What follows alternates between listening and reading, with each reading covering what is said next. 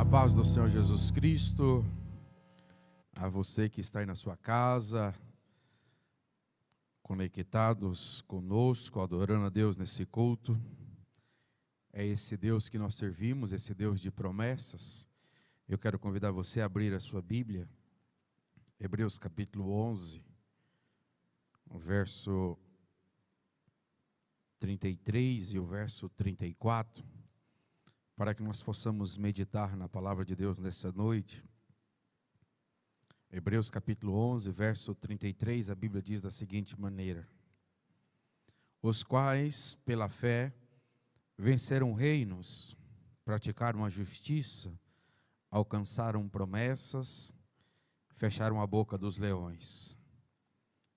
Verso 34, apagaram a força do fogo, escaparam do fio da espada, da fraqueza tiraram forças, na batalha se esforçaram, puseram em fugida os exércitos dos estranhos.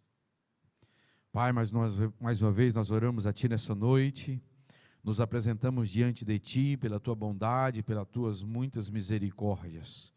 Nós estamos aqui para ministrar a Tua palavra, segundo os Teus princípios, segundo os Teus valores. Nos dê direção, nos dê sabedoria, discernimento, para que possamos falar ao coração dos Teus filhos aquilo que o Senhor propôs no meu coração. Obrigado por essa oportunidade que nós temos de meditarmos diante de Ti, em nome de Jesus. A Bíblia fala de um tema muito interessante, que eu diria, não que esteja em xeque, mas que nesses últimos dias tem sido colocado à prova. Nesta semana, nós completamos exatamente 60 dias que nós estamos nesse período da pandemia, especificamente em Palmas. Desde o dia 18 de março, onde nós tivemos o primeiro caso confirmado. No dia 20, foi o dia que foi a orientação da diretoria do campo, Nação Madureira. E a partir desse dia nós passamos a transmitir as lives, passamos a nos comunicarmos com os irmãos de forma virtual. Assim como de forma virtual, o Júnior colocou esse QR Code aí na tela. Esse QR Code aí nada mais é do que um código de barra que você lê com o aplicativo do seu celular, e aqueles que quiserem e puderem, que alguns nos pediram, você acessa aí, você vai direto para a conta da igreja, você pode ofertar, dizimar, você pode acessar por esse QR Code que está aí na tela do seu celular, na tela da sua televisão. Eu sei que os cultos têm sido de maneira virtual, os abraços têm sido virtuais, e há alguns dias eu tenho meditado nessa passagem de Hebreus capítulo 11, mas especificamente o verso 33 e o verso 34. Porque é impossível nós não falarmos nessa pandemia, nesses momentos difíceis, e não lembrarmos da nossa fé. Porque nós podemos perder qualquer coisa na vida, mas não podemos perder a nossa fé. O que nós temos visto e ouvido de pessoas que têm desfalecido a sua fé nesse período de 60 dias, ou 63 dias, 64 dias. Pessoas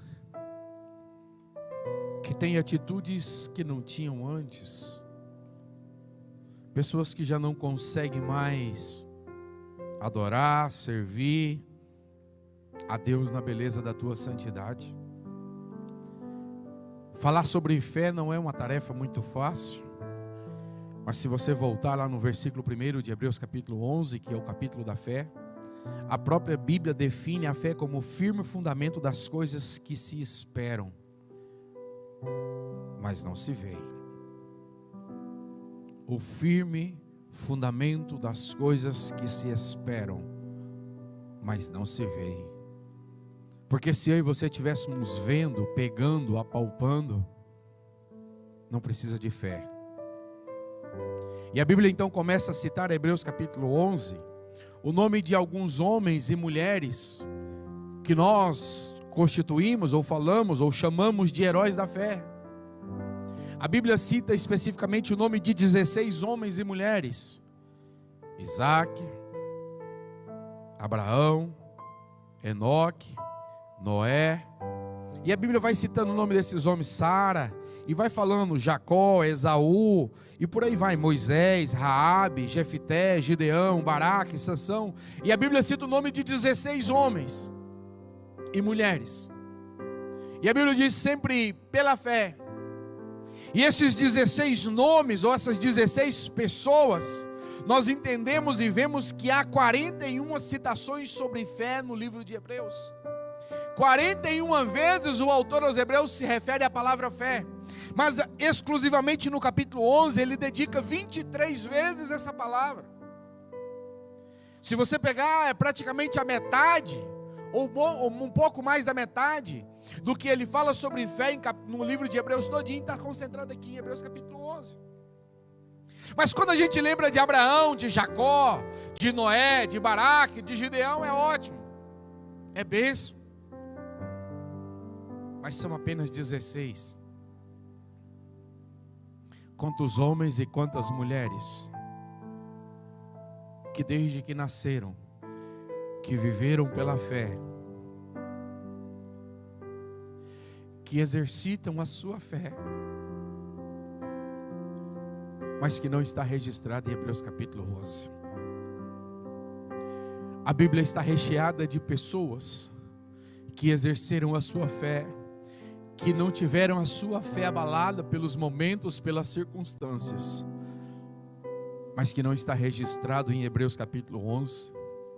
Há muitos homens e muitas mulheres de Deus, que assim como eu e você, que somos os anônimos da história,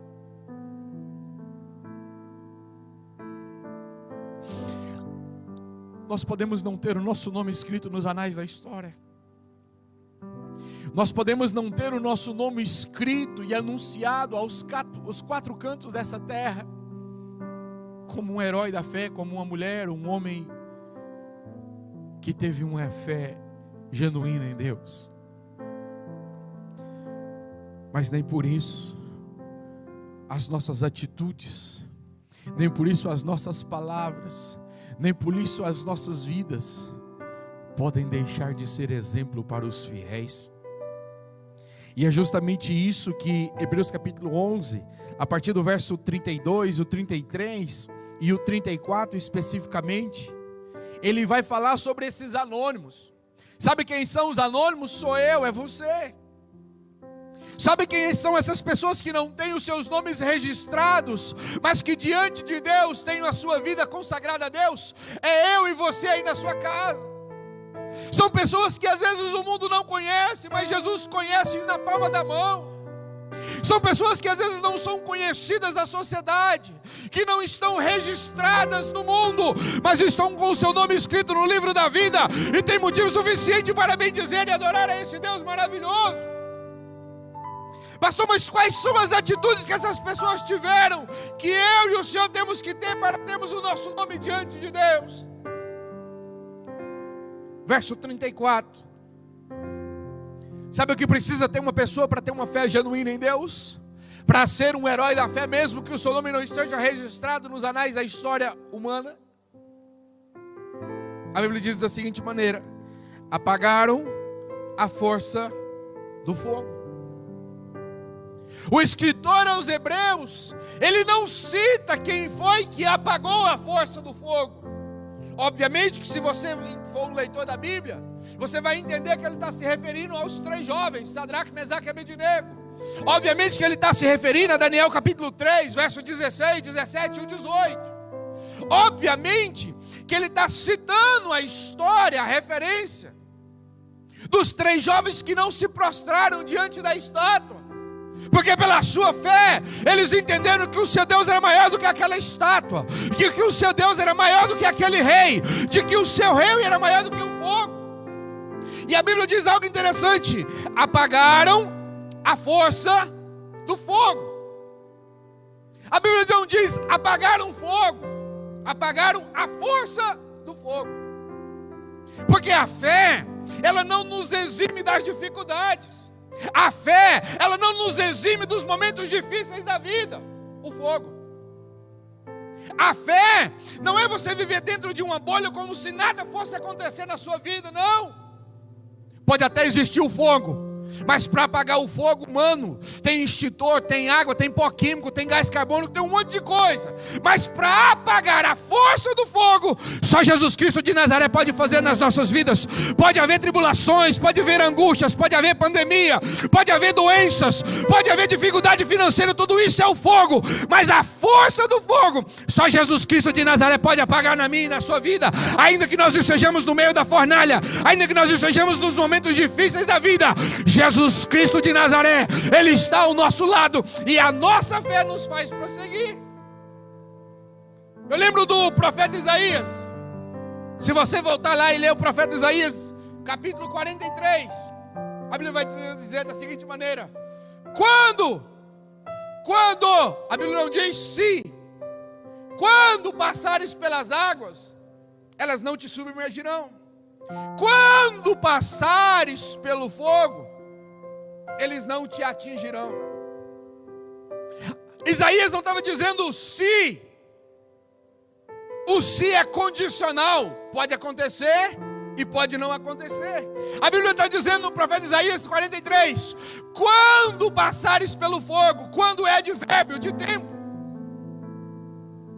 Sabe o que o profeta Isaías estava dizendo? Fica tranquilo, mais cedo ou mais tarde você vai ter que passar pelo fogo, porque o fogo é inevitável. Mas Jesus Cristo, Ele pode apagar a força do fogo na sua vida. Não precisa você pensar que a sua fé vai criar uma bolha de forma que você não tenha dificuldade, de forma que você não tenha problemas, não. Ei, isso não é fé. A fé, você está dentro do fogo, mas você crê que a força do fogo ela não pode te atingir, que a força do teu Deus, ela é maior do que a força desse fogo. Pastor, você está diminuindo a força da pandemia? Não sou especialista em saúde, muito pelo contrário. A minha palavra é para você que você siga as recomendações médicas. Siga as recomendações de quem entende do assunto. Que você use máscara, que você use álcool em gel, que você lave bem as suas mãos, que você que é do grupo de risco tome cuidado. Mas ainda que você faça isso, ainda assim um fogo pode te atingir. Mas se Jesus Cristo estiver no seu barco, se Jesus Cristo estiver no meio desse fogo, o fogo não vai te atingir. Aleluia! O que ele apaga não é o fogo, é a força do fogo. Porque apagar o fogo muitas pessoas podem, mas apagar a força do fogo só Jesus Cristo de Nazaré pode nas nossas vidas. E aí a Bíblia vai dizer: escaparam do fio da espada. Escaparam do fio da espada. A Bíblia não está dizendo escaparam da espada, não. Hoje em dia nós pouco utilizamos ou pouco vemos a questão da espada. Poucas pessoas hoje têm uma espada, usam uma espada. Mas naquela época, usar a espada era algo comum. Um homem valente, ao fazer 18 anos, naquela cultura, a primeira coisa que ele tinha que ter habilidade era uma espada. Mas ninguém usa uma espada para brincar. Ninguém usa uma espada para mostrar que é bonito, não. O uso da espada foi feito com um único propósito: ou matar, ou morrer. Ou morrer, ou sobreviver. O uso da espada fala de guerra. O uso da espada fala de dificuldades que as pessoas tinham que enfrentar. E o escritor aos Hebreus está dizendo no verso 34: escaparam do fio da espada. Ei, do mesmo jeito que ele livra e ele faz com que a força do fogo ele não te atinge. Você pode estar no meio de uma guerra, você pode estar no meio de uma luta, pode haver muitos inimigos, mas se Jesus Cristo estiver ao teu lado, guardando a tua casa, guardando a tua família, guardando a tua saúde, não tem guerra que te mate, não tem espada que chegue na sua tenda. Escaparam do fio da espada. E a Bíblia segue dizendo, verso 34: da fraqueza tiraram forças. Eu passei a tarde hoje meditando nessa frase. E da fraqueza tiraram forças. Eu estou falando sobre fé. Eu estou falando sobre os anônimos da fé. Eu estou falando sobre atitudes de homens e mulheres que podem não ter os seus nomes registrados nos anais da história, mas que está registrado no céu as suas atitudes. Como que pode da fraqueza tirar força? A gente tem uma cultura ocidental e nós aprendemos ao longo dos anos e ao longo do tempo de que a fraqueza é uma coisa ruim. Nós falamos para as crianças: deixa de ser fraco. Um adulto com fraqueza, nós já olhamos para ele com um olhar de desdém. Quando nós enxergamos uma fraqueza em alguém, ao contrário do que Jesus nos ensinou, ao invés de ajudarmos os nossos irmãos, nós usufruímos da fraqueza dos outros. Nós zombamos das dificuldades dos nossos irmãos. Nós criticamos as dificuldades dos nossos irmãos. Porque nós nunca entendemos verdadeiramente o que é fraqueza diante da fé em Deus. Nós nunca verdadeiramente compreendemos que a fraqueza diante de Deus não é com um olhar de desdém ou de vergonha, não. A fraqueza, se você pegar esse texto no original, a tradução melhor para esse termo seria impossibilidade. A fraqueza, eu entendo a fraqueza construindo a minha fé quando eu tenho consciência da minha impossibilidade. Como assim, pastor? Paulo escrevendo aos Coríntios, capítulo 12, verso 10. Ele fala alguma coisa sobre fraqueza que mexe com a minha vida e com a sua vida. Quando eu penso que eu sou forte, eu sou fraco. Mas quando eu tenho consciência da minha fraqueza diante de Deus, quando eu penso que eu sou fraco, aí é que eu sou forte. Tem muita gente enganada nessa pandemia, achando que é forte. Tem muita gente durante esses 60 dias, julgando-se acima do bem e do mal, achando que são fortes o suficiente. Ei! Assuma a tua fraqueza diante de Deus, para que Deus possa operar na sua vida, para que você que ainda seja um anônimo dessa terra, mas tenha uma fé suficiente para encontrar com o seu Deus. Tem muita gente julgando errado o sentimento de fraqueza das pessoas, ou o sentimento de impossibilidade. Não à toa as pessoas têm procurado a igreja: pastor, eu quero reconciliar. Pastor, eu preciso confessar os meus pecados. Quando as pessoas estão se rendendo diante de Deus, aos olhos humanos isso é uma fraqueza. Aos olhos humanos é um mundano pecador. Mas no céu tem festa por um pecador que se arrepende, por um daqueles que estão reconhecendo a Jesus Cristo como o único e suficiente Salvador da sua vida. Eu quero ser um fraco diante de Deus, mas eu quero ter o meu nome escrito no livro da vida. Eu quero ser um fraco diante de Deus, para que as minhas impossibilidades sejam creditadas diante de Deus. Nós temos dificuldade de entender isso, porque é na fraqueza que nós nos tornamos fortes. A Bíblia está dizendo: foi na fraqueza que eles tiraram as suas próprias forças. Sabe por quê? Porque a fraqueza atrai o favor de Deus. Eu poderia citar muitos exemplos para você nessa noite. A fraqueza, a impossibilidade atrai o favor de Deus. Se eu te falasse da multiplicação dos pães e dos peixes, enquanto eles quiseram resolver da maneira deles, Jesus ficou quietinho.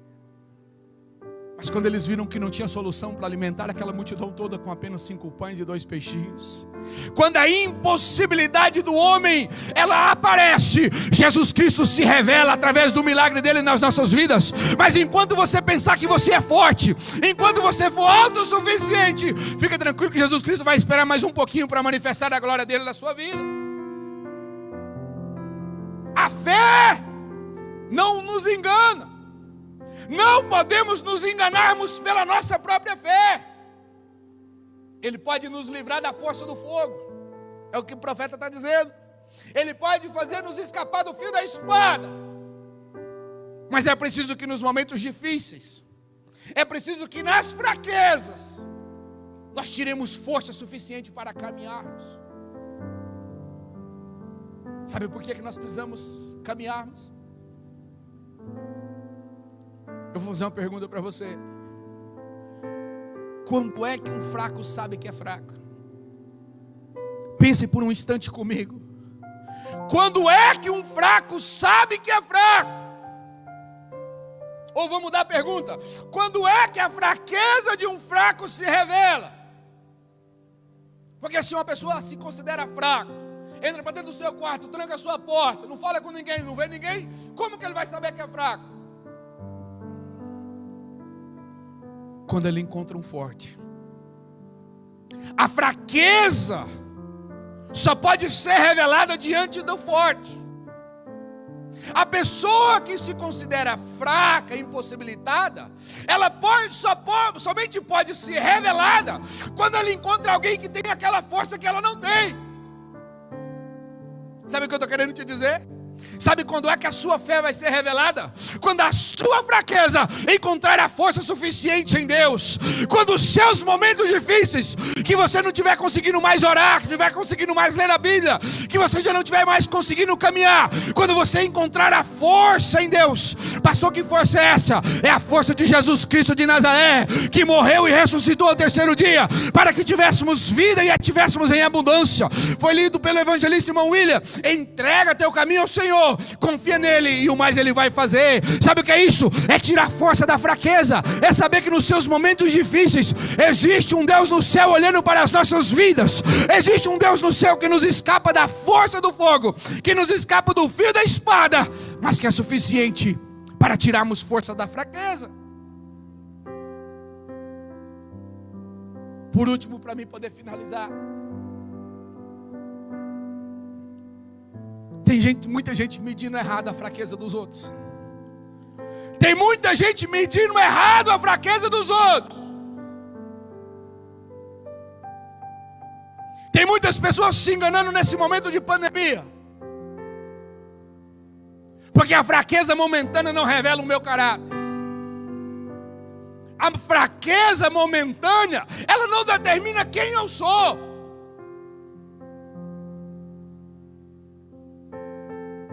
Está na hora de escrever uma nova história a partir de hoje. Está na hora de levantarmos na manhã pela madrugada e começarmos a buscarmos a fortaleza em Deus e deixarmos essa fraqueza de outro lado. Está na hora de reconhecermos que somos impossibilitados diante de Deus.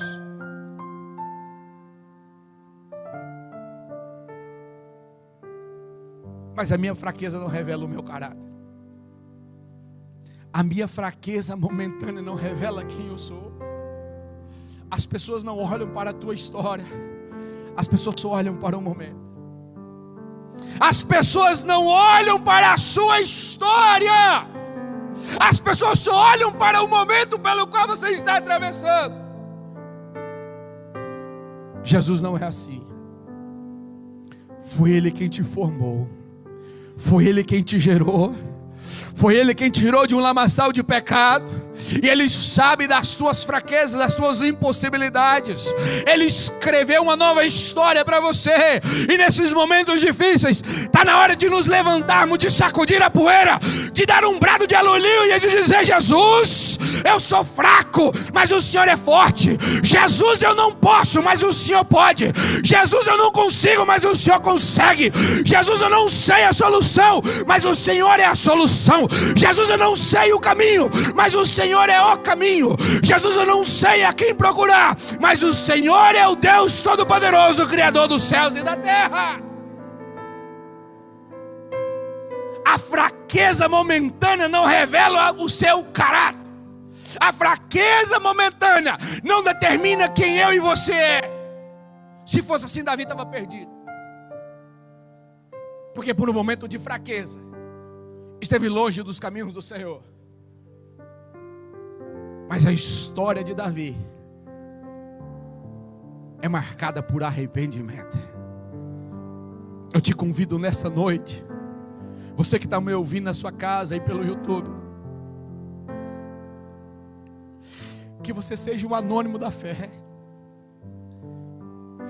que você possa não ter, ainda que não tenha o seu nome escrito nos anais da história humana, ainda que não esteja em Hebreus capítulo 11, ainda que na história aí da sua igreja, ainda que na história, eu não sei de onde você está me ouvindo nessa noite, talvez as pessoas não reconheçam e não saibam, nunca se esqueça dessa palavra. Através da fé em Cristo, através da fé que nós edificamos em Cristo, Ele pode nos livrar da força do fogo, Ele pode nos livrar do fio da espada, mas acima de tudo, pode nos ensinar a tirar força da fraqueza, para a honra e a glória do nome santo do Senhor Jesus.